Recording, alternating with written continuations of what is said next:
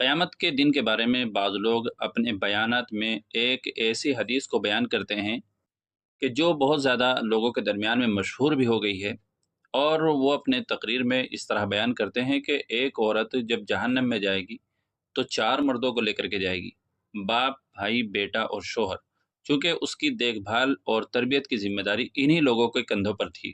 اس لیے اگر کوئی عورت دوزخ میں جائے گی تو ان لوگوں کو لے کر کے ہی جائے گی، چونکہ انہوں نے اپنی ذمہ داری مکمل طور پر نہیں نبھائی ہے۔ تو کیا اس طرح کی باتیں کسی صحیح یا ضعیف روایت میں ملتی ہے، یا پھر لوگوں نے اپنی طرف سے گھڑ لی ہے؟ تو ناظرین کرام، یہ میرے سامنے ایک کتاب ہے، چند معروف لیکن غیر مستند احادیث۔ اس کتاب کے اندر اس طرح کی روایت کی تحقیق پیش کی گئی ہے۔ اس کے صفحہ 88 پر لکھا ہے: قیامت کے بارے میں موضوع روایت۔ حدیث نمبر 1: قیامت کے دن ایک عورت کی وجہ سے 4 آدمیوں کا جہنم میں جانا۔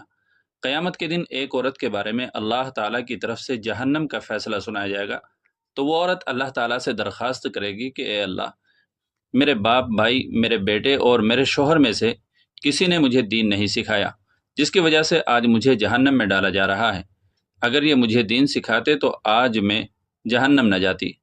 تو اس کی اس شکایت کی وجہ سے اللہ تعالیٰ ان چاروں کو بھی جہنم میں ڈال دیں گے۔ یہ حدیث تلاش بسیار کے باوجود نفیاً و اثباتاً کہیں نہیں مل سکی ہے۔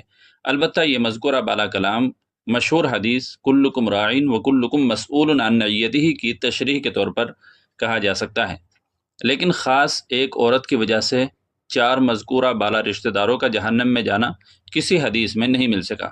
لہذا اس روایت کے بارے میں مختلف مدارس کے دارالافتاء سے رجوع کیا گیا، تو سب کی طرف سے اس حدیث کے بارے میں لا علمی کا ہی اظہار کیا گیا ہے۔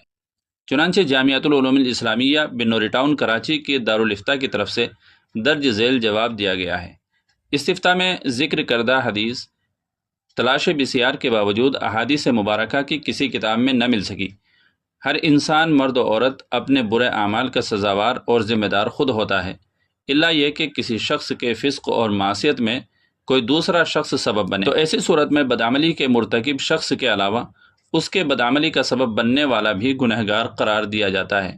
چنانچہ ارشاد باری تعالیٰ ہے: وَلَيَحْمِلَنَّ أَثْقَالَهُمْ وَأَثْقَالًا مَعَ أَثْقَالِهِمْ۔ اس لیے عورت سے متعلق مذکورہ حدیث کا جب تک کوئی معتبر ثبوت نہ ملے، اس وقت تک حدیث کے طور پر یہ بات بیان نہیں کرنی چاہیے۔ خلاصہ یہ نکلا کہ یہ روایت من گڑھت ہے، اور اس روایت کو بیان کرنے سے پرہیز کرنا چاہیے، بچنا چاہیے۔ اللہ تبارک و تعالی ہمیں صحیح احادیث پاک لوگوں تک پہنچانے کی توفیق عطا فرمائے۔